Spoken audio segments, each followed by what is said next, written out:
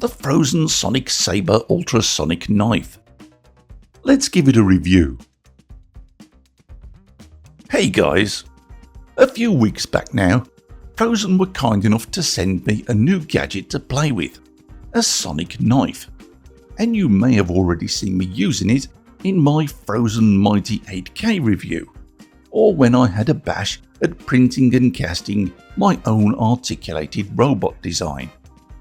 There's two main approaches to removing supports from prints: ripping and cutting. Personally, I've never favoured ripping. Some folks love it and even recommend soaking prints in hot water first, which I have tried, but generally I end up with little holes in my print. Now, if I'm looking for a good quality finish, and generally I am, this means I've got to fill those holes, which is a pain. The second approach is my personal preference, and that's to cut away the supports with clippers. Now, this is also a pain, as it takes time, and it generally leaves you with little nubs that need sanding down. Personally, I think sanding these nubs is preferable to filling and sanding holes. So that's the approach I've adopted, and many of you do the same. To help remedy this annoyance, Phrozen have released their Sonic Saber knife. The box looks pretty good, which excites my boyhood enthusiasm. And inside we have a pair of gloves. Oh well. Once we remove the boring bits, and yes, I know the boring bits are important, we get to the exciting bits. For the most part, the Sonic Saber knife is a small and very sharp craft blade. However, this blade vibrates at a very high speed, hence the sonic bit. Now for me, the handle is a little thicker than ideal. Thinner and more pencil-like would have been my preference, but there's probably lots going on inside it. This knobbly bit is annoying though. I naturally took it for some kind of trigger at first, but in reality, the only practical purpose I can find for it is to feed into this slot on the holder, presumably to hold it in position, which it doesn't do too well. The handle is also contoured, and my thumb naturally wants to rest here, with my index finger on the opposite side. Now, whilst this feels a natural and comfortable position, the problem is, even with my massive hands, my forefinger can't reach the trigger button. Now, this isn't a deal breaker. I can adjust my grip to make it work, but this doesn't seem very Phrozen-like to me.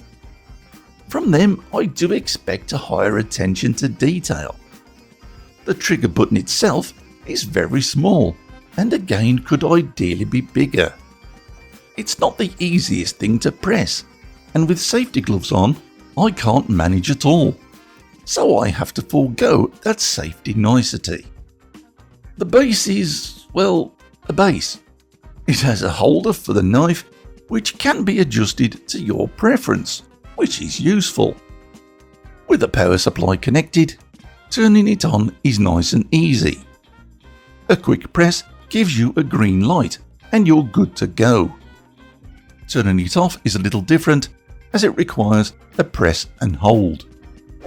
It seems using the sonic knife over prolonged periods can cause things to overheat. So if this green light ever turns orange and things stop working, you know you've got to turn it off and walk away for a while. However, so far this has not happened to me. In use, with the base unit on and the trigger pressed, you could be forgiven for suspecting that it doesn't work. There's no noise that my ears can detect and no sense of vibration in my hand. In honesty, I initially thought I'd got a dud. But when you place the knife next to the supports, you begin to realise that it works very well indeed. Now, it needs to be understood from the beginning, this knife is not intended to cut through thick supports. It can manage it, but it's slow and not really worth bothering with. So don't throw away your clippers. But at the thin end of the support, there's literally no resistance. It glides through so effortlessly you'll think you've missed the mark. You may occasionally see a tiny puff of smoke, though whether this is smoke or dust, I'm not sure. So I'd always recommend good ventilation and a face mask. Frankly, it's very difficult for me to demonstrate this tool well. As this is close-up work, for my eyes at least, I'm too far away, as the camera sits between me and the print. As such, my efforts will look a little clumsy. And that's my excuse, and I'm sticking to it. However, I can see how with a little practice, this sonic blade could lead to a very smooth cut and finish. With a delicate touch, it's even possible to carve away very fine shavings from the print.